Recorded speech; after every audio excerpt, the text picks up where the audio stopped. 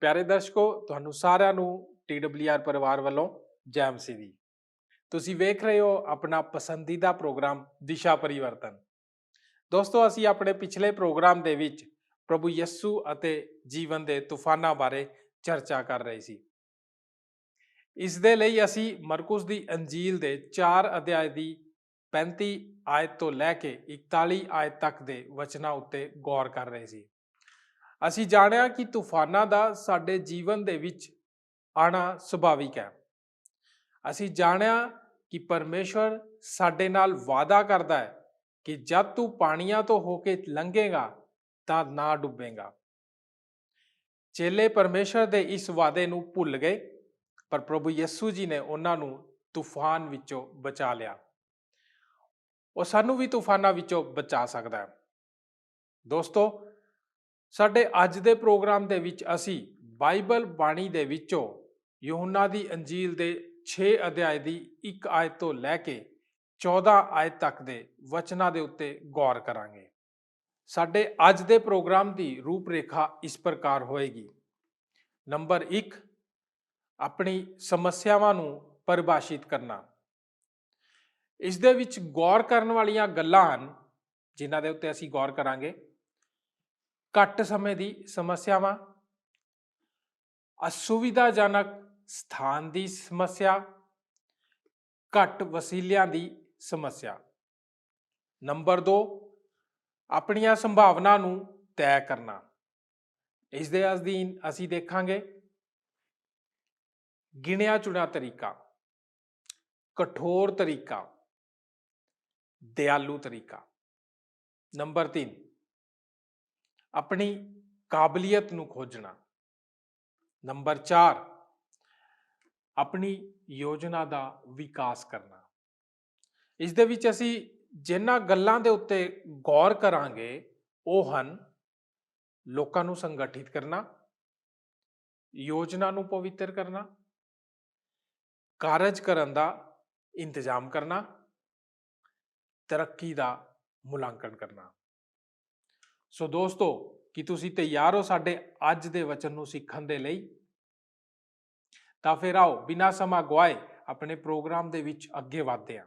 ਅੱਜ ਦੇ ਦਿਸ਼ਾ ਪਰਿਵਰਤਨ ਪ੍ਰੋਗਰਾਮ ਵਿੱਚ ਮੈਂ ਤੁਹਾਡਾ ਸਵਾਗਤ ਕਰਦਾ ਹਾਂ। ਅੱਜ ਦੇ ਵਚਨ ਦੀ ਰੂਪਰੇਖਾ ਇਸ ਪ੍ਰਕਾਰ ਹੈ। ਯਹੋਨਾ 6 ਅਧਿਆਇ 1 ਵਚਨ ਤੋਂ ਲੈ ਕੇ 14 ਵਚਨ ਤੱਕ। ਨੰਬਰ 1, ਆਪਣੀਆਂ ਸਮੱਸਿਆਵਾਂ ਨੂੰ ਪ੍ਰਭਾਵਿਤ ਕਰਨਾ। ਭਾਗ ਊੜਾ, ਘੱਟ ਸਮੇਂ ਦੀ ਸਮੱਸਿਆਵਾਂ। ਭਾਗ ਐੜਾ, ਅਸੁਵਿਧਾਜਨਕ ਥਾਂ ਦੀ ਸਮੱਸਿਆ। ਭਾਗ ਈੜੀ, ਘੱਟ ਵਸੀਲਿਆਂ ਦੀ ਸਮੱਸਿਆ। ਨੰਬਰ 2, ਆਪਣੀਆਂ ਸੰਭਾਵਨਾਵਾਂ ਨੂੰ ਤੈਅ ਕਰਨਾ। ਭਾਗ ਊੜਾ, ਗਿਣਿਆ ਚੁਣਿਆ ਤਰੀਕਾ। ਭਾਗ ਐੜਾ, ਕਠੋਰ ਤਰੀਕਾ। ਭਾਗ ਈੜੀ, ਦਿਆਲੂ ਤਰੀਕਾ। ਨੰਬਰ 3, ਆਪਣੀ ਕਾਬਲੀਅਤ ਨੂੰ ਖੋਜਣਾ। ਨੰਬਰ 4, ਆਪਣੀ ਯੋਜਨਾ ਦਾ ਵਿਕਾਸ ਕਰਨਾ। ਭਾਗ ਊੜਾ, ਲੋਕਾਂ ਨੂੰ ਸੰਗਠਿਤ ਕਰਨਾ। ਐੜਾ ਭਾਗ ਯੋਜਨਾ ਨੂੰ ਪਵਿੱਤਰ ਕਰਨਾ। ਈੜੀ ਭਾਗ ਕਾਰਜਕ੍ਰਮ ਦਾ ਇੰਤਜ਼ਾਮ ਕਰਨਾ। ਸੱਸਾ ਭਾਗ ਤਰੱਕੀ ਦਾ ਮੁਕੰਮਲ ਕਰਨਾ। ਅੱਜ ਮੈਂ ਤੁਹਾਡੇ ਨਾਲ ਯਿਸੂ ਅਤੇ ਸਾਡੀਆਂ ਸਮੱਸਿਆ ਬਾਰੇ ਗੱਲਬਾਤ ਕਰਨਾ ਚਾਹੁੰਦਾ ਹਾਂ ਅਤੇ ਮੈਨੂੰ ਇਸ ਵਿੱਚ ਕੋਈ ਸ਼ੱਕ ਨਹੀਂ ਕਿ ਇਸ ਸੰਦੇਸ਼ ਦਾ ਉਮੀਦਵਾਰ ਹਰ ਕੋਈ ਹੈ, ਕਿਉਂਕਿ ਸਾਨੂੰ ਹਰੇਕ ਨੂੰ ਸਮੱਸਿਆਵਾਂ ਹੁੰਦੀਆਂ ਹਨ। ਇਹ ਇੱਕ ਅਜਿਹੀ ਚੀਜ਼ ਹੈ ਜੋ ਸਾਨੂੰ ਸਾਰਿਆਂ ਨੂੰ ਮਨੁੱਖ ਜਾਤੀ ਵਿੱਚ ਇਕੱਠਿਆਂ ਜੋੜ ਕੇ ਰੱਖਦੀ ਹੈ, ਕਿਉਂਕਿ ਅਜਿਹਾ ਕੋਈ ਵੀ ਇਨਸਾਨ ਨਹੀਂ ਜਿਹੜਾ ਸਮੱਸਿਆ ਦਾ ਸਾਹਮਣਾ ਨਹੀਂ ਕਰਦਾ। ਯਹੋਨਾ ਦੀ ਅੰਜੀਲ ਅਧਿਆਇ 6। ਹਰ ਸਾਲ 5 ਕਰੋੜ ਲੋਕ, ਖਾਸ ਤੌਰ ਤੇ ਬੱਚੇ, ਭੁੱਖਮਰੀ ਨਾਲ ਮਰ ਜਾਂਦੇ ਹਨ। ਇਕੱਲੇ ਬ੍ਰਾਜ਼ੀਲ ਵਿੱਚ, ਇੱਕ ਦੇਸ਼ ਜਿਸ ਵਿੱਚ 150 ਕਰੋੜ ਲੋਕ ਰਹਿੰਦੇ ਹਨ, ਉੱਥੇ ਪੂਰੇ ਦੇਸ਼ ਵਿੱਚ ਕਸਬਿਆਂ ਅਤੇ ਸ਼ਹਿਰਾਂ ਵਿੱਚ ਘੱਟੋ ਘੱਟ 10 ਕਰੋੜ ਬੱਚੇ ਹਨ। ਦੁਨੀਆ ਵਿੱਚ 10% ਬੱਚੇ ਉਹਨਾਂ ਦੇ ਪਹਿਲੇ ਜਨਮ ਦਿਨ ਤੋਂ ਪਹਿਲੇ ਹੀ ਭੁੱਖਮਰੀ ਅਤੇ ਪੋਸ਼ਣ ਕਾਰਨ ਮਰ ਜਾਂਦੇ ਹਨ। ਸਾਡੇ ਆਪਣੇ ਖੁਸ਼ਹਾਲ ਅਮਰੀਕਾ ਵਿੱਚ 14 ਕਰੋੜ ਬੱਚੇ ਗਰੀਬੀ ਵਿੱਚ ਜਿਉਂਦੇ ਹਨ। ਉਹਨਾਂ ਵਿੱਚੋਂ 12 ਕਰੋੜ ਨਿਰੰਤਰ ਭੁੱਖ ਵਿੱਚ ਜਿਉਂਦੇ ਹਨ। ਟਫਟਸ ਯੂਨੀਵਰਸਿਟੀ ਵਿੱਚ ਭੁੱਖ, ਗਰੀਬੀ ਅਤੇ ਪੋਸ਼ਣ ਤੇ ਅਧਿਐਨ ਤੋਂ ਪਤਾ ਲੱਗਦਾ ਹੈ ਕਿ ਅਮਰੀਕਾ ਵਿੱਚ 18 ਸਾਲ ਤੋਂ ਘੱਟ ਉਮਰ ਦੇ 20% ਬੱਚੇ ਹਰ ਸਾਲ ਭੁੱਖ ਦਾ ਅਨੁਭਵ ਕਰਦੇ ਹਨ। ਅਮਰੀਕਾ ਵਿੱਚ ਹਰ ਰਾਤ 1 ਲੱਖ ਬੇਘਰ ਬੱਚੇ ਗਲੀਆਂ ਵਿੱਚ ਰਹਿੰਦੇ ਹਨ।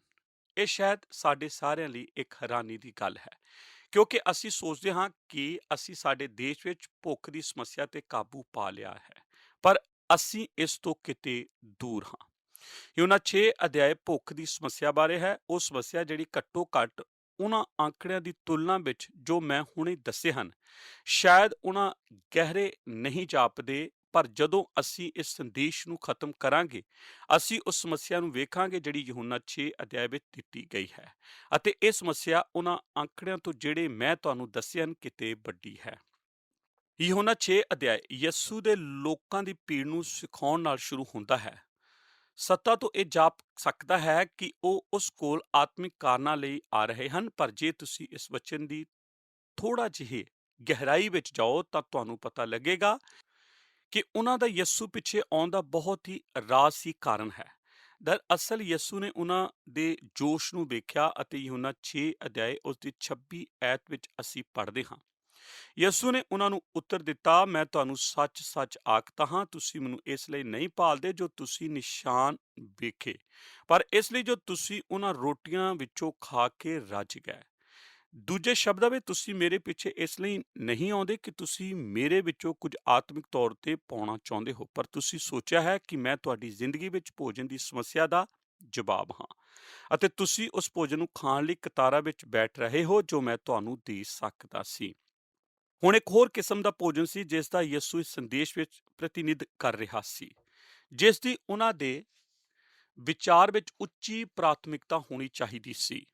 ਯਿਸੂ ਚਾਹੁੰਦਾ ਸੀ ਕਿ ਉਹ ਉਸ ਨੂੰ ਭਾਲਣ, ਨਾ ਕਿ ਉਸ ਨੂੰ ਜੋ ਉਹ ਉਹਨਾਂ ਲਈ ਕਰ ਸਕਦਾ ਸੀ।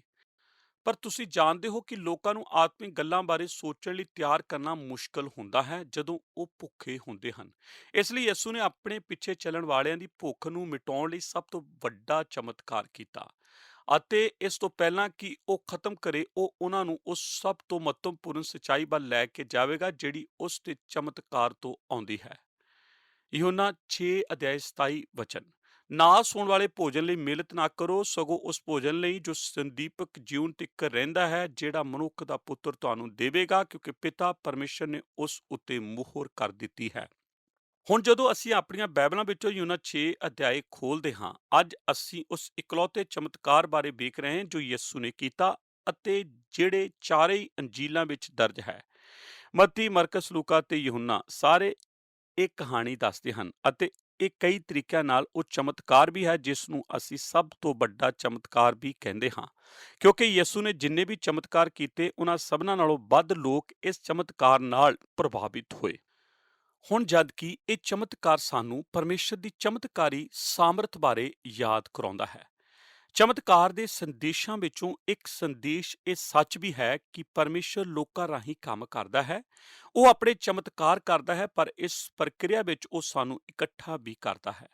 ਇੱਥੇ ਅਸੀਂ ਫਿਲਿਪਸ ਅਤੇ ਅੰਦਰਿਆਸ ਨੂੰ ਮਿਲਣ ਜਾ ਰਹੇ ਹਾਂ, ਅਤੇ ਹਾਂ, ਇੱਕ ਛੋਟੇ ਜਿਹੇ ਮੁੰਡੇ ਨੂੰ ਵੀ, ਜਿਹੜਾ ਉਸ ਦਿਨ ਉਸ ਯਿਸੂ ਦੀ ਸਿੱਖਿਆ ਨੂੰ ਸੁਣਨ ਲਈ ਆਇਆ, ਅਤੇ ਅਖੀਰ ਉਹ ਕਹਾਣੀ ਦਾ ਸਿਤਾਰਾ ਬਣ ਗਿਆ। ਅਤੇ ਅਸੀਂ ਵੇਖਣ ਜਾ ਰਹੇ ਹਾਂ ਕਿ ਸਾਰੇ ਚੇਲੇ ਜੋ ਯਿਸੂ ਨੇ ਉੱਥੇ ਕੀਤਾ ਸੀ, ਉਸ ਵਿੱਚ ਸ਼ਾਮਲ ਹੋਣ ਲਈ ਤਿਆਰ ਹੋਏ।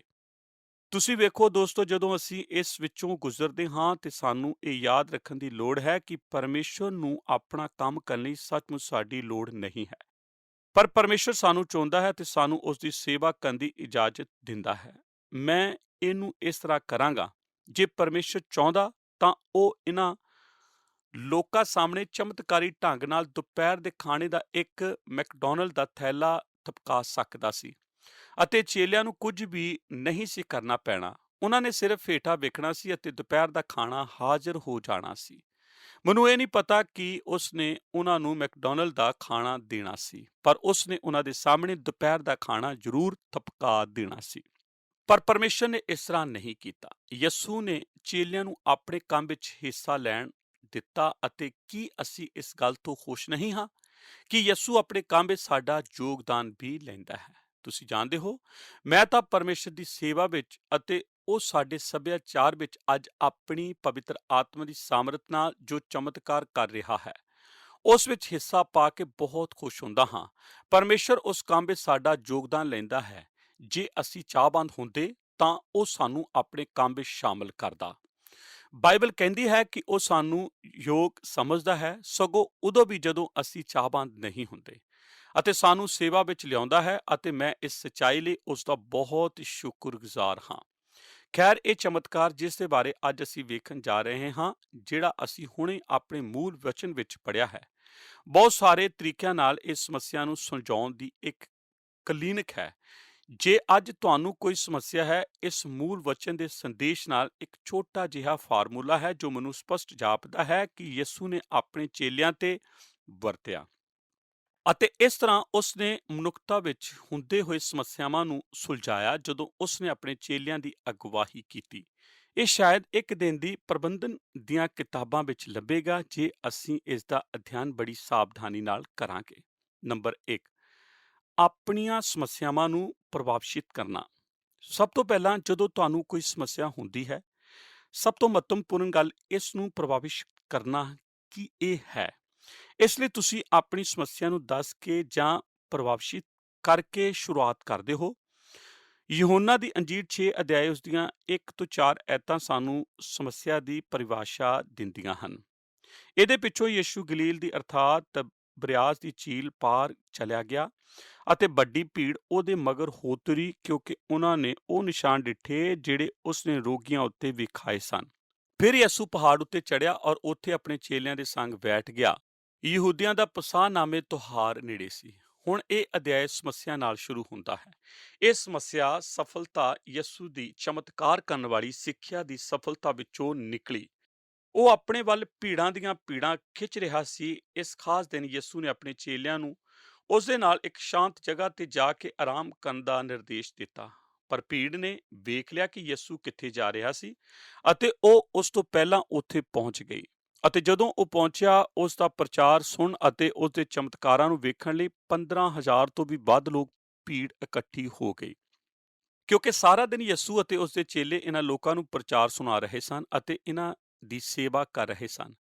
ਉਹ ਸਾਰਾ ਦਿਨ ਸੂਰਜ ਦੀ ਧੁੱਪ ਹੇਠਾਂ ਰਹੇ ਸਨ ਅਤੇ ਉਹਨਾਂ ਨੂੰ ਭੁੱਖ ਲੱਗੀ ਹੋਈ ਸੀ ਅਤੇ ਉਹ ਥੱਕੇ ਹੋਏ ਸਨ। ਅਤੇ ਯਿਸੂ ਨੇ ਉਹਨਾਂ ਦੀ ਸਮੱਸਿਆ ਨੂੰ ਵੇਖਿਆ ਅਤੇ ਇਸ ਨੂੰ ਐਤ 5 ਵਿੱਚ ਦੱਸਿਆ। ਉਪਰੰਤ ਯਿਸੂ ਨੇ ਜਾਂ ਅੱਖੀਆਂ ਚੁੱਕ ਇੱਕ ਵੱਡੀ ਭੀੜ ਆਪਣੀ ਵੱਲ ਆਉਂਦੀ ਡਿੱਠੀ ਤਾਂ ਫਿਲਿਪਸ ਨੂੰ ਆਖਿਆ ਕਿ ਅਸੀਂ ਇਹਨਾਂ ਦੇ ਖਾਣ ਲਈ ਰੋਟੀਆਂ ਕਿੱਥੋਂ ਮੁੱਲ ਲਈਏ।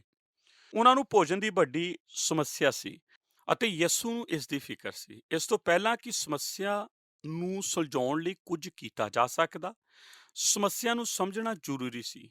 ਕਿਸੇ ਨੇ ਕਿਹਾ ਹੈ ਕਿ ਸਮੱਸਿਆ ਨੂੰ ਸਮਝਣ ਦੀ ਸਮੱਸਿਆ ਹੈ ਸਮੱਸਿਆ ਨੂੰ ਨਾ ਸਮਝਣਾ, ਅਤੇ ਇਹ ਗੱਲ ਸੱਚ ਹੈ ਕਿ ਨਹੀਂ। ਜਦੋਂ ਤੱਕ ਤੁਸੀਂ ਸਮੱਸਿਆ ਨੂੰ ਗਲੇ ਨਹੀਂ ਲਾਉਂਦੇ ਅਤੇ ਇਸ ਨੂੰ ਪ੍ਰਭਾਵਿਤ ਨਹੀਂ ਕਰਦੇ ਅਤੇ ਇਸ ਨੂੰ ਸਾਫ਼-ਸਾਫ਼ ਨਹੀਂ ਵੇਖਦੇ, ਤਦ ਤੱਕ ਇਸ ਨਾਲ ਨਜਿੱਠਣ ਦਾ ਹੋਰ ਕੋਈ ਤਰੀਕਾ ਨਹੀਂ ਹੈ।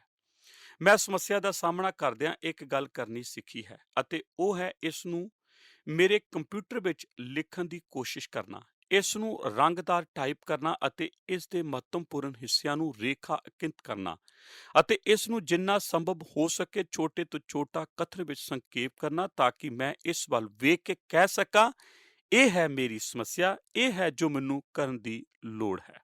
ਦੋਸਤੋ, ਹੁਣ ਇਸ ਕਹਾਣੀ ਬਾਰੇ ਜਿਹੜੀ ਗੱਲ ਤੁਹਾਨੂੰ ਯਾਦ ਕਰਨ ਦੀ ਜ਼ਰੂਰਤ ਹੈ ਉਹ ਇਹ ਹੈ ਕਿ ਯਿਸੂ ਨੇ ਜਿਹੜਾ ਵੀ ਚਮਤਕਾਰ ਕੀਤਾ ਉਹ ਇੱਕ ਸਮੱਸਿਆ ਨਾਲ ਸ਼ੁਰੂ ਹੋਇਆ।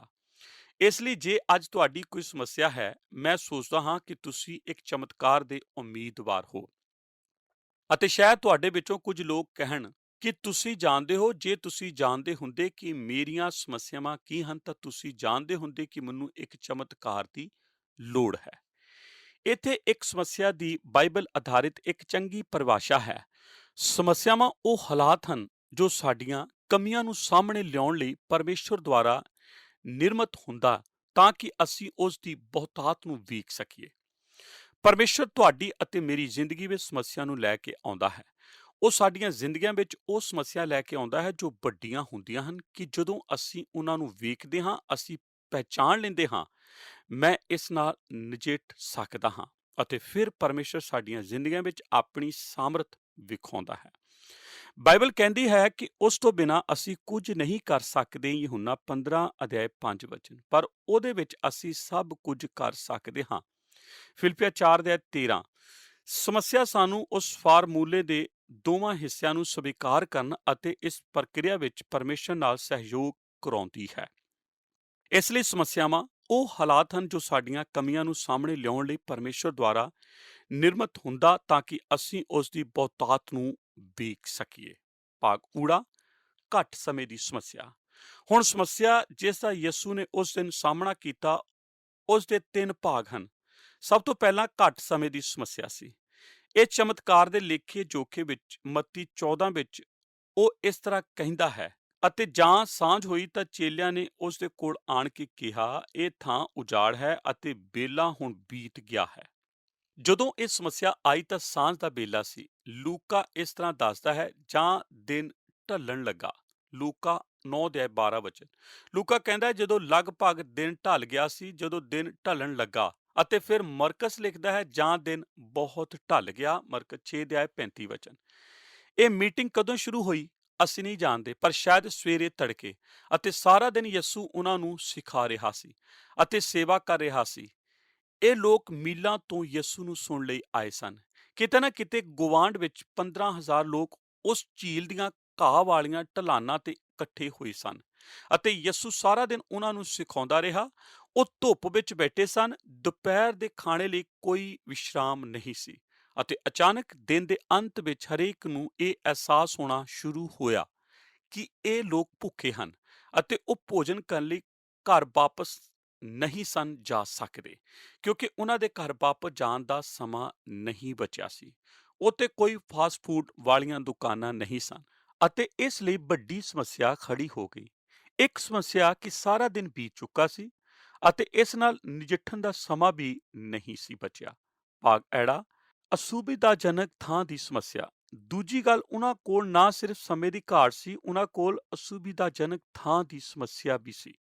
ਕਿਉਂਕਿ ਇਸ ਕਹਾਣੀ ਦੇ ਮੱਤੀ ਦਾ ਤਜਰਬਾ ਵਿੱਚ ਮੱਤੀ 14 ਅਧਿਆਇ ਉਸ ਦੀ 13 ਅਤੇ 15 ਐਤ ਵਿੱਚ ਕਹਿੰਦਾ ਹੈ, ਜਾਂ ਯਿਸੂ ਨੇ ਇਹ ਸੁਣਿਆ ਤਾਂ ਉੱਥੇ ਬੇੜੀ ਉੱਤੇ ਚੜ੍ਹ ਕੇ ਇੱਕ ਉਜਾੜ ਥਾਂ ਵਿੱਚ ਅਲੱਗ ਚਲਾ ਗਿਆ, ਔਰ ਲੋਕ ਇਹ ਸੁਣ ਕੇ ਨਗਰਾਂ ਤੋਂ ਉਸ ਦੇ ਪਿੱਛੇ ਪੈਦਲ ਤੁਰ ਪਏ। ਅਤੇ ਜਾਂ ਸਾਂਝ ਹੋਈ ਤਾਂ ਚੇਲਿਆਂ ਨੇ ਉਸ ਦੇ ਕੋਲ ਆਣ ਕੇ ਕਿਹਾ, ਇਹ ਥਾਂ ਉਜਾੜ ਹੈ। ਹੁਣ ਉਹ ਥਾਂ ਜਿਸ ਨੂੰ ਉਜਾੜ ਕਿਹਾ ਗਿਆ ਹੈ, ਇਸ ਲਈ ਉਜਾੜ ਨਹੀਂ ਕਿਹਾ ਗਿਆ ਕਿਉਂਕਿ ਇਹ ਬੰਜਰ ਸੀ। ਕਿਉਂਕਿ ਕਹਾਣੀ ਵਿੱਚ ਸਾਨੂੰ ਪਤਾ ਲੱਗਦਾ ਹੈ ਕਿ ਉੱਥੇ ਘਾਹ ਸੀ। ਇਹ ਇੱਕ ਉਜਾੜ ਵਰਗੀ ਨਹੀਂ ਸੀ। ਇਸ ਨੂੰ ਇਸ ਲਈ ਉਜਾੜ ਥਾਂ ਕਿਹਾ ਗਿਆ ਕਿਉਂਕਿ ਇਹ ਇੱਕ ਇਕਾਂਤ ਥਾਂ ਸੀ, ਅਤੇ ਉੱਥੇ ਕੋਈ ਵੱਸਦਾ ਨਹੀਂ ਸੀ, ਅਤੇ ਜਿਸ ਥਾਂ ਤੇ ਉਹ ਸਨ ਉੱਥੇ ਭੋਜਨ ਮਿਲਣ ਦੀ ਕੋਈ ਸੰਭਾਵਨਾ ਨਹੀਂ ਸੀ। ਇਹ ਉਹਨਾਂ ਲਈ ਉਪਲਬਧ ਨਹੀਂ ਸੀ। ਭਾਗ ਈੜੀ ਘੱਟ ਵਸੀਲਿਆਂ ਦੀ ਸਮੱਸਿਆ। ਇਹ ਨਾ ਸਿਰਫ ਘੱਟ ਸਮੇਂ ਅਤੇ ਅਸੁਵਿਧਾਜਨਕ ਥਾਂ ਦੀ ਸਮੱਸਿਆ ਸੀ, ਪਰ ਘੱਟ ਵਸੀਲਿਆਂ ਦੀ ਵੀ। ਯੂਹੰਨਾ 6 ਅਧਿਆਇ ਦੀ 10 ਐਤ ਵਿੱਚ ਅਸੀਂ ਪੜ੍ਹਦੇ ਹਾਂ ਕਿ ਤਾਂ ਯਿਸੂ ਨੇ ਆਖਿਆ, ਲੋਕਾਂ ਨੂੰ ਬਿਠਾ ਦਿਓ। ਉਸ ਥਾਂ ਬਹੁਤ ਘਾਹ ਸੀ, ਸੋ ਮਰਦ ਜੋ ਗਿਣਤੀ ਵਿੱਚ 5,000 ਸਨ ਬੈਠ ਗਏ। ਮੱਤੀ 14 ਲਿਖਦਾ ਹੈ, ਔਰ ਖਾਣ ਵਾਲੇ ਜਨਾਨੀਆਂ ਤੇ ਬਾਲਕਾਂ ਬਿਨਾਂ 5,000 ਮਰਦ ਸਨ। ਮੱਤੀ 14 ਦੇ 21 ਵਚਨ। ਹੁਣ ਮੈਂ ਇਸ ਕਹਾਣੀ ਵਿੱਚ ਆਪਣਾ ਇੱਕ ਸਿਰਲੇਖ ਜੋੜਨਾ ਚਾਹੁੰਦਾ ਹਾਂ। ਅਸੀਂ ਇਸ ਕਹਾਣੀ ਨੂੰ 5,000 ਨੂੰ ਰਜਾਉਣਾ ਕਹਿੰਦੇ ਹਾਂ, ਅਤੇ ਇਹ ਸਹੀ ਨਹੀਂ ਹੈ ਕਿਉਂਕਿ ਇਹ 5,000 ਮਰਦ ਸਨ, ਅਤੇ ਜਨਾਨੀਆਂ ਅਤੇ ਬੱਚਿਆਂ ਨੂੰ ਵੀ ਜੋੜ ਲਓ ਅਤੇ 15,000 ਬਣਦੇ ਹਨ। ਜਿੱਥੇ ਕਿਤੇ ਵੀ ਇੱਕ ਮਰਦ ਹੁੰਦਾ ਹੈ, ਉੱਥੇ ਇੱਕ ਜਨਾਨੀ ਅਤੇ ਬੱਚਾ ਹੁੰਦਾ ਹੈ। ਮੈਂ ਨਹੀਂ ਸੋਚਦਾ ਕਿ ਤੁਸੀਂ ਇਸ ਤੋਂ ਬਿਹਤਰ ਕਹਿ ਸਕਦੇ ਹੋ। ਬਹੁਤ ਸਾਰੇ ਟਿੱਪਣੀਕਾਰਾਂ ਨੇ ਲੋਕਾਂ ਦੀ ਗਿਣਤੀ 20,000 ਤੱਕ ਕਹੀ ਹੈ। ਇੱਕ ਵਾਰ ਜਦੋਂ ਤੁਸੀਂ 5,000 ਦੀ ਗਿਣਤੀ ਪਾਰ ਕਰ ਲੈਂਦੇ ਹੋ, ਇਸ ਦਾ ਕੋਈ ਫਰਕ ਨਹੀਂ ਪੈਂਦਾ। ਅਤੇ ਉਸ ਦਿਨ ਯਿਸੂ ਅਤੇ ਉਸ ਦੇ ਚੇਲਿਆਂ ਨੂੰ ਭੁੱਖ ਦੀ ਸਮੱਸਿਆ ਦਾ ਮੁਕਾਬਲਾ ਕਰਨਾ ਪਿਆ, ਅਤੇ 15,000 ਲੋਕਾਂ ਨੂੰ ਭੋਜਨ ਦੀ ਲੋੜ ਸੀ। ਨੰਬਰ 2, ਆਪਣੀਆਂ ਸੰਭਾਵਨਾਵਾਂ ਨੂੰ ਤੈਅ ਕਰਨਾ। ਖੈਰ, ਸਮੱਸਿਆ ਨੂੰ ਪਰਿਭਾਸ਼ਿਤ ਕਰਨਾ ਜਾਂ ਦੱਸਣ ਤੋਂ ਬਾਅਦ ਦੂਜੀ ਗੱਲ ਹੈ ਆਪਣੀਆਂ ਸੰਭਾਵਨਾਵਾਂ ਨੂੰ ਤੈਅ ਕਰਨਾ। ਤੁਸੀਂ ਇਸ ਨਾਲ ਕਿਵੇਂ ਨਜਿੱਠਣ ਜਾ ਰਹੇ ਹੋ? ਹਰ ਕੋਈ ਇਸ ਤਰ੍ਹਾਂ ਹੀ ਕਰਦਾ ਹੈ। ਜਦੋਂ ਸਮੱਸਿਆ ਹੁੰਦੀ ਹੈ, ਤੁਸੀਂ ਇਸ ਨੂੰ ਪਰਿਭਾਸ਼ਿਤ ਕਰਦੇ ਹੋ ਤਾਂ ਕਿ ਤੁਹਾਨੂੰ ਇਸ ਦੀ ਸਪਸ਼ਟ ਤਸਵੀਰ ਮਿਲ ਸਕੇ, ਅਤੇ ਤੁਸੀਂ ਬੈਠ ਕੇ ਕਹੋ, ਠੀਕ ਹੈ, ਹੁਣ ਇਸ ਸਮੱਸਿਆ ਨਾਲ ਨਜਿੱਠਣ ਦੀਆਂ ਕਈ ਸੰਭਾਵਨਾਵਾਂ ਹਨ। ਮੇਰਾ ਵਿਕਲਪ ਕੀ ਹਨ? ਅਤੇ ਮੈਂ ਤੁਹਾਨੂੰ ਸੁਝਾਅ ਦੇਣਾ ਚਾਹੁੰਦਾ ਹਾਂ ਕਿ ਅੱਜ ਇਸ ਕਹਾਣੀ ਵਿੱਚੋਂ 3 ਵਿਕਲਪ ਨਿਕਲਦੇ ਹਨ। ਭਾਗ ਊੜਾ ਗਿਣਿਆ ਚੁਣਿਆ ਤਰੀਕਾ। ਸਭ ਤੋਂ ਪਹਿਲਾ ਸਮੱਸਿਆ ਦਾ ਗਿਣਿਆ ਚੁਣਿਆ ਤਰੀਕਾ। ਐਤ 5 ਅਤੇ ਅੱਗੇ ਆਉਣ ਵਾਲੀਆਂ ਤੇ ਧਿਆਨ ਦਿਓ। ਯਿਸੂ ਨੇ ਫਿਲਿਪਸ ਨੂੰ ਕਿਹਾ, ਫਿਲਿਪਸ, ਅਸੀਂ ਇਹਨਾਂ ਦੇ ਖਾਣ ਲਈ ਰੋਟੀਆਂ ਕਿੱਥੋਂ ਮੁੱਲ ਲਈਏ? ਪਰ ਉਸ ਨੇ ਉਹ ਪ੍ਰਤਿਆਵੇ ਲਈ ਇਹ ਆਖਿਆ ਕਿਉਂਕਿ ਉਹ ਆਪ ਜਾਣਦਾ ਸੀ ਜੋ ਮੈਂ ਕੀ ਕਰਾਂਗਾ। ਯਿਸੂ ਆਪ ਜਾਣਦਾ ਸੀ ਜੋ ਉਹ ਕੀ ਕਰੇਗਾ। ਯਿਸੂ ਨੇ ਫਿਲਿਪਸ ਨੂੰ ਪ੍ਰਤਿਆਉਣ ਲਈ ਇਹ ਸਵਾਲ ਪੁੱਛਿਆ ਸੀ। ਫਿਲਿਪਸ ਨੇ ਉਸ ਨੂੰ ਉੱਤਰ ਦਿੱਤਾ ਕਿ 100 ਰੁਪਏ ਦੀਆਂ ਰੋਟੀਆਂ ਨਾਲ ਵੀ ਉਹਨਾਂ ਦਾ ਪੂਰਾ ਨਹੀਂ ਪਟਣਾ, ਜੋ ਹਰੇਕ ਨੂੰ ਥੋੜਾ ਜਿਹਾ ਵੀ ਮਿਲੇ। ਮੇਰਾ ਮਤਲਬ ਹੈ 100 ਰੁਪਏ ਦੀਆਂ ਰੋਟੀਆਂ ਨਾਲ ਤਾਂ ਹਰੇਕ ਨੂੰ ਬੁਰਕੀ ਬੁਰਕੀ ਵੀ ਨਹੀਂ ਆਉਣੀ ਸੀ। ਹੁਣ ਜੇ ਤੁਸੀਂ ਇਸ ਕਹਾਣੀ ਦੀ ਲਿਖਤ ਦਾ ਅਧਿਐਨ ਕਰੋ ਤਾਂ ਮੈਨੂੰ ਵਿਸ਼ਵਾਸ ਹੈ ਕਿ ਯਿਸੂ ਨੇ ਪਹਿਲਾਂ ਫਿਲਿਪਸ ਨੂੰ ਸੰਬੋਧਿਤ ਕੀਤਾ, ਕਿਉਂਕਿ ਫਿਲਿਪਸ ਉਸੇ ਇਲਾਕੇ ਦਾ ਰਹਿਣ ਵਾਲਾ ਸੀ ਜਿੱਥੇ ਉਹ ਇਕੱਠੇ ਹੋਏ ਸਨ। ਫਿਲਿਪਸ ਬੈਤਸੈਦਾ ਦਾ ਰਹਿਣ ਵਾਲਾ ਸੀ ਅਤੇ ਉਹ ਬੈਤਸੈਦਾ ਵਿੱਚ ਇਕੱਠੇ ਹੋਏ ਸਨ। ਅਤੇ ਜੇ ਕੋਈ ਉਸ ਇਲਾਕੇ ਬਾਰੇ ਚੰਗੀ ਤਰ੍ਹਾਂ ਜਾਣਦਾ ਸੀ ਤਾਂ ਉਹ ਫਿਲਿਪਸ ਹੀ ਸੀ। ਇਸ ਲਈ ਮੈਂ ਕਲਪਨਾ ਕਰਦਾ ਹਾਂ ਕਿ ਯਿਸੂ ਫਿਲਿਪਸ ਵੱਲ ਮੁੜਿਆ ਅਤੇ ਕਿਹਾ, ਫਿਲਿਪਸ, ਤੂੰ ਇੱਥੇ ਹੀ ਰਹਿੰਦਾ ਹੈ। ਸਾਨੂੰ ਦੱਸ, ਇਹਨਾਂ ਲੋਕਾਂ ਨੂੰ ਰਜਾਉਣ ਲਈ ਭੋਜਨ ਕਿੱਥੋਂ ਮਿਲ ਸਕਦਾ ਹੈ। ਹੁਣ ਤੁਸੀਂ ਜਾਣਦੇ ਹੋ ਕਿ ਯਿਸੂ ਆਪ ਕੀ ਕਰਨ ਵਾਲਾ ਸੀ, ਪਰ ਉਸਨੇ ਫਿਲਿਪਸ ਨੂੰ ਪੁੱਛਿਆ। ਇਹ ਜਾਣਨਾ ਦਿਲਚਸਪ ਹੈ ਕਿ ਫਿਲਿਪਸ ਹਿਸਾਬ ਕਿਤਾਬ ਰੱਖਣ ਵਾਲਾ ਸੀ। ਮੈਂ ਵਿਸ਼ਵਾਸ ਕਰਦਾ ਹਾਂ ਕਿ ਉਹ ਮੁਨਸ਼ੀ ਜਾਂ ਹਿਸਾਬ ਕਿਤਾਬ ਰੱਖਣ ਵਾਲਾ ਸੀ। ਅਤੇ ਜਦੋਂ ਯਿਸੂ ਨੇ ਉਸ ਨੂੰ ਇਹ ਸਵਾਲ ਪੁੱਛਿਆ, ਉਸਨੇ ਆਪਣੇ ਝੋਲੇ ਵਿੱਚੋਂ ਕੈਲਕੂਲੇਟਰ ਕੱਢਿਆ ਅਤੇ ਇਸ ਦਾ ਹਿਸਾਬ ਲਾਉਣਾ ਸ਼ੁਰੂ ਕਰ ਦਿੱਤਾ। ਯਿਸੂ ਦੇ ਸਮੇਂ ਵਿੱਚ 100 ਰੁਪਏ ਇੱਕ ਦਿਨ ਦਾ ਕੰਮ ਸੀ ਅਤੇ ਫਿਲਿਪਸ ਨੇ ਕਿਹਾ 200 ਦਿਨਾਂ ਦਾ ਕੰਮ ਵੀ ਇਹਨਾਂ ਲੋਕਾਂ ਨੂੰ ਰਜਾਉਣ ਲਈ ਕਾਫੀ ਨਹੀਂ ਸੀ। ਪਰ ਬਾਈਬਲ ਕਹਿੰਦੀ ਹੈ ਕਿ ਯਿਸੂ ਨੇ ਫਿਲਿਪਸ ਨੂੰ ਇਹ ਸਵਾਲ ਪ੍ਰਤਿਆਉਣ ਲਈ ਪੁੱਛਿਆ ਸੀ, ਕਿਉਂਕਿ ਉਹ ਆਪ ਜਾਣਦਾ ਸੀ ਜੋ ਉਹ ਕੀ ਕਰਨ ਵਾਲਾ ਸੀ। ਯਿਸੂ ਨੇ ਉਮੀਦ ਨਹੀਂ ਕੀਤੀ ਕਿ ਫਿਲਿਪਸ ਇਸ ਸਵਾਲ ਦਾ ਜਵਾਬ ਦੇਵੇਗਾ। ਯਿਸੂ ਨੇ ਇਸ ਲਈ ਇਹ ਸਵਾਲ ਪੁੱਛਿਆ ਸੀ ਕਿ ਉਹ ਫਿਲਿਪਸ ਨੂੰ ਵਿਖਾਉਣਾ ਚਾਹੁੰਦਾ ਸੀ ਕਿ ਇਸ ਦਾ ਕੋਈ ਮਨੁੱਖੀ ਹੱਲ ਨਹੀਂ ਹੈ। ਫਿਲਿਪਸ ਦੀ ਇਸ ਸਮੱਸਿਆ ਨਾਲ ਨਜਿੱਠਣ ਦੀ ਧਾਰਨਾ ਗਿਣੀ ਚੁਣੀ ਸੀ। ਇਸ ਨੂੰ ਕਰਨ ਦਾ ਕੋਈ ਨਾ ਕੋਈ ਤਰੀਕਾ ਤਾਂ ਹੋਵੇਗਾ। ਉਹ ਇੱਕ ਕਿਸਮ ਦਾ ਉਮੀਦੀ ਬੰਦਾ ਸੀ ਜਿਸ ਨੇ ਕਿਹਾ, ਮੈਂ ਇਸ ਦਾ ਹਿਸਾਬ ਲਾਉਂਦਾ ਹਾਂ। ਪਰ ਉਸਨੇ ਭਾਵੇਂ ਜਿੰਨੀ ਵਾਰੀ ਮਰਜ਼ੀ ਗਿਣਤੀ ਕੋਸ਼ਿਸ਼ ਕੀਤੀ ਹੋਵੇ, ਹਰ ਵਾਰ ਗਿਣਤੀ ਘੱਟ ਹੀ ਸੀ। ਭਾਗ ਐੜਾ ਕਠੋਰ ਤਰੀਕਾ। ਸੋ ਅਸੀਂ ਸਮੱਸਿਆ ਦੀ ਅਗਲੀ ਗੱਲ ਕਠੋਰ ਤਰੀਕੇ ਵੱਲ ਆਉਂਦੇ ਹਾਂ। ਮਰਕਸ 6:35 ਵਿੱਚ ਇਹ ਲਿਖਿਆ ਹੈ, ਔਰ ਜਾਂ ਦਿਨ ਬਹੁਤ ਢਲ ਗਿਆ ਤੇ ਉਹਦੇ ਚੇਲਿਆਂ ਨੇ ਉਸ ਕੋਲ ਆਣ ਕੇ ਕਿਹਾ, ਇਹ ਥਾਂ ਉਜਾੜ ਹੈ ਅਤੇ ਦਿਨ ਹੁਣ ਬਹੁਤ ਢਲ ਗਿਆ ਹੈ। ਅਤੇ ਫਿਰ ਚੇਲਿਆਂ ਨੇ ਕਿਹਾ, ਇਹ ਹੈ ਤਰੀਕਾ, ਇਹਨਾਂ ਨੂੰ ਵਿਦਿਆ ਕਰ ਤਾਂ ਉਹ ਆਲੇ ਦੁਆਲੇ ਦੇ ਗ੍ਰਾਮਾਂ ਅਤੇ ਪਿੰਡਾਂ ਵਿੱਚ ਜਾ ਕੇ ਆਪਣੇ ਲਈ ਖਾਣ ਨੂੰ ਮੁੱਲ ਲੈਣ। ਹੁਣ ਸਭ ਤੋਂ ਪਹਿਲਾਂ ਯਿਸੂ ਸਮੱਸਿਆ ਨੂੰ ਲੈ ਕੇ ਚੇਲਿਆਂ ਕੋਲ ਆਉਂਦਾ ਹੈ ਅਤੇ ਚੇਲੇ ਇਹੋ ਹੀ ਸਮੱਸਿਆ ਵਾਪਸ ਯਿਸੂ ਨੂੰ ਦੇ ਕੇ ਕਹਿ ਰਹੇ ਹਨ, ਅਸੀਂ ਇਸ ਨਾਲ ਨਜਿੱਠ ਸਕਦੇ ਹਾਂ। ਇਹਨਾਂ ਲੋਕਾਂ ਨੂੰ ਕਹਿ ਜਾ ਕੇ ਆਪਣੇ ਲਈ ਭੋਜਨ ਮੁੱਲ ਲੈਣ। ਪ੍ਰਭੂ ਯਿਸੂ ਸਾਨੂੰ ਇਸ ਸਮੱਸਿਆ ਨਾਲ ਨਜਿੱਠਣ ਲਈ ਨਹੀਂ ਕਹਿ ਰਿਹਾ। ਉਹਨਾਂ ਨੂੰ ਆਪ ਜਾ ਕੇ ਆਪਣੇ ਲਈ ਭੋਜਨ ਲਿਆਉਣ ਦਿਓ। ਚੇਲੇ ਸਮੱਸਿਆ ਤੋਂ ਬਚਣਾ ਚਾਹੁੰਦੇ ਸਨ, ਇਸ ਨੂੰ ਨਜ਼ਰ ਅੰਦਾਜ਼ ਕਰਨਾ ਚਾਹੁੰਦੇ ਸਨ ਅਤੇ ਆਸ ਕਰ ਰਹੇ ਸਨ ਇਹ ਦੂਰ ਹੋ ਜਾਵੇਗੀ। ਉਹ ਇਸ ਦੀ ਜ਼ਿੰਮੇਵਾਰੀ ਨਹੀਂ ਲੈਣਾ ਚਾਹੁੰਦੇ ਸਨ। ਮੇਰੇ ਦੋਸਤੋ, ਇਹ ਉਸ ਦੀ ਮਿਸਾਲ ਹੈ ਜੋ ਅੱਜ ਬਹੁਤ ਸਾਰੀਆਂ ਕਲੀਸਿਆਵਾਂ ਵਿੱਚ ਹੋ ਰਿਹਾ ਹੈ। ਸਾਨੂੰ ਜੀਵਨ ਦੀ ਰੋਟੀ ਦਾ ਪ੍ਰਚਾਰ ਕਰਨ ਲਈ ਬੁਲਾਇਆ ਗਿਆ ਹੈ ਅਤੇ ਬਹੁਤ ਸਾਰੇ ਲੋਕ ਸੋਚਦੇ ਹਨ, ਖੈਰ ਇਹ ਮੇਰਾ ਕੰਮ ਨਹੀਂ ਹੈ। ਉਹਨਾਂ ਨੂੰ ਆਪ ਜਾ ਕੇ ਆਪਣਾ ਭੋਜਨ ਲਿਆਉਣ ਦਿਓ। ਉਹਨਾਂ ਨੂੰ ਪ੍ਰਭੂ ਬਾਰੇ ਦੱਸਣਾ ਮੇਰਾ ਕੰਮ ਨਹੀਂ ਹੈ। ਉਹਨਾਂ ਨੂੰ ਪ੍ਰਭੂ ਨੂੰ ਖੁਦ ਲੱਭਣ ਦਿਓ। ਜੇ ਅਸੀਂ ਕਹਾਣੀ ਨੂੰ ਸਹੀ ਤਰੀਕੇ ਪੜ੍ਹੀਏ ਤਾਂ ਪ੍ਰਭੂ ਯਿਸੂ ਇਸ ਤਰ੍ਹਾਂ ਨਹੀਂ ਹੋਣ ਦੇਵੇਗਾ। ਉਹ ਇਸ ਨੂੰ ਥੋੜੇ ਸਮੇਂ ਵਿੱਚ ਹੀ ਸੁਧਾਰਨ ਵਾਲਾ ਹੈ। ਭਾਗ ਈੜੀ ਦਿਆਲੂ ਤਰੀਕਾ। ਸੋ ਤੁਹਾਨੂੰ ਕਠੋਰ ਅਤੇ ਗਿਣੇ ਚੁਣੇ ਤਰੀਕੇ ਬਾਰੇ ਪਤਾ ਲੱਗ ਗਿਆ ਹੈ। ਹੁਣ ਇਹ ਹੈ ਸਮੱਸਿਆ ਦਾ ਤੀਜਾ ਤਰੀਕਾ ਅਤੇ ਇਹ ਹੈ ਦਿਆਲੂ ਤਰੀਕਾ। ਯਹੂਨਾ 6 ਅਧਿਆਇ ਉਸ ਦੀ 5 ਐਤ ਵਿੱਚ ਅਸੀਂ ਪੜ੍ਹਦੇ ਹਾਂ, ਉਪਰੰਤ ਯਿਸੂ ਨੇ ਜਾਂ ਅੱਖੀਆਂ ਚੁੱਕ ਕੇ ਇੱਕ ਵੱਡੀ ਭੀੜ ਆਪਣੀ ਵੱਲ ਆਉਂਦੀ ਡਿੱਠੀ ਤਾਂ ਫਿਲਿਪਸ ਨੂੰ ਆਖਿਆ, ਅਸੀਂ ਇਹਨਾਂ ਦੇ ਖਾਣ ਲਈ ਰੋਟੀਆਂ ਕਿੱਥੋਂ ਮੁੱਲ ਲਿਆਈਏ। ਅਤੇ ਫਿਰ ਮਤੀ 14 ਅਧਿਆਇ 14 ਵਚਨ, ਅਤੇ ਉਸਨੇ ਨਿਕਲ ਕੇ ਵੱਡੀ ਭੀੜ ਵੇਖੀ ਔਰ ਉਹਨਾਂ ਉੱਤੇ ਤਰਸ ਖਾ ਕੇ ਉਹਨਾਂ ਰੋਗੀਆਂ ਨੂੰ ਚੰਗਾ ਕੀਤਾ। ਅਤੇ ਮਰਕਸ ਕਹਿੰਦਾ ਹੈ, ਪਰ ਉਸਨੇ ਉਹਨਾਂ ਨੂੰ ਉੱਤਰ ਦਿੱਤਾ, ਤੁਸੀਂ ਹੀ ਉਹਨਾਂ ਨੂੰ ਖਾਣ ਲਈ ਦਿਓ। ਪਿਆਰੇ ਦਰਸ਼ਕੋ, ਸਾਡੇ ਨਾਲ ਇਸ ਪ੍ਰੋਗਰਾਮ ਦੇ ਵਿੱਚ ਅਖੀਰ ਤੱਕ ਬਣੇ ਰਹਿਣ ਦੇ ਲਈ ਤੁਹਾਡਾ ਸਭਨਾਂ ਦਾ ਬਹੁਤ-ਬਹੁਤ ਧੰਨਵਾਦ। ਅਸੀਂ ਜਾਣਿਆ ਕਿ ਹਰੇਕ ਵਿਅਕਤੀ ਦੇ ਜੀਵਨ ਵਿੱਚ ਸਮੱਸਿਆਵਾਂ ਹਨ। ਹਰ ਕੋਈ ਆਪੋ ਆਪਣੀ ਸਮੱਸਿਆ ਦੇ ਨਾਲ ਜੂਝ ਰਿਹਾ ਹੈ। ਕੋਈ ਵੀ ਇਹ ਨਹੀਂ ਕਹਿ ਸਕਦਾ ਕਿ ਉਹਦੇ ਜੀਵਨ ਦੇ ਵਿੱਚ ਕੋਈ ਸਮੱਸਿਆ ਨਹੀਂ ਹੈ। ਅਸੀਂ ਜਾਣਿਆ ਕਿ ਜ਼ਿਆਦਾਤਰ ਲੋਕ ਪ੍ਰਭੂ ਯਿਸੂ ਜੀ ਦੇ ਕੋਲ ਆਪਣੀ ਜ਼ਰੂਰਤਾਂ ਅਤੇ ਸਮੱਸਿਆਵਾਂ ਦੇ ਹੱਲ ਦੇ ਲਈ ਹੀ ਆਉਂਦੇ ਹਨ। ਪਰ ਪ੍ਰਭੂ ਯਿਸੂ ਜੀ ਅਜਿਹੇ ਲੋਕਾਂ ਨੂੰ ਭਾਲਦੇ ਹਨ ਜੋ ਕਿ ਉਹਨਾਂ ਦੇ ਕੋਲ ਇਸ ਲਈ ਆਉਣ ਜਿਸ ਦੇ ਲਈ ਕਿ ਉਹ ਧਰਤੀ ਦੇ ਉੱਤੇ ਪ੍ਰਗਟ ਹੋਏ ਸੀ। ਪ੍ਰਭੂ ਯਿਸੂ ਜੀ ਇਸ ਧਰਤੀ ਤੇ ਸਾਨੂੰ ਸਾਰਿਆਂ ਨੂੰ ਸਾਡੇ ਪਾਪਾਂ ਤੋਂ ਮੁਕਤੀ ਦੇਣ ਦੇ ਲਈ ਪ੍ਰਗਟ ਹੋਏ ਸੀ। ਅਸੀਂ ਜਾਣਿਆ ਕਿ ਪਰਮੇਸ਼ਰ ਲੋਕਾਂ ਦੀ ਜ਼ਰੂਰਤਾਂ ਨੂੰ ਧਿਆਨ ਵਿੱਚ ਰੱਖਦੇ ਹੋਏ ਚਮਤਕਾਰ ਵੀ ਕਰਦਾ ਹੈ ਅਤੇ ਇਸ ਦੇ ਰਾਹੀਂ ਲੋਕਾਂ ਨੂੰ ਇਕੱਠਾ ਵੀ ਕਰਦਾ ਹੈ। ਉਹ ਚਮਤਕਾਰ ਦੇ ਲਈ ਕਈ ਵਾਰੀ ਲੋਕਾਂ ਨੂੰ ਇੱਕ ਵਸੀਲਾ ਵੀ ਬਣਾਉਂਦਾ ਹੈ।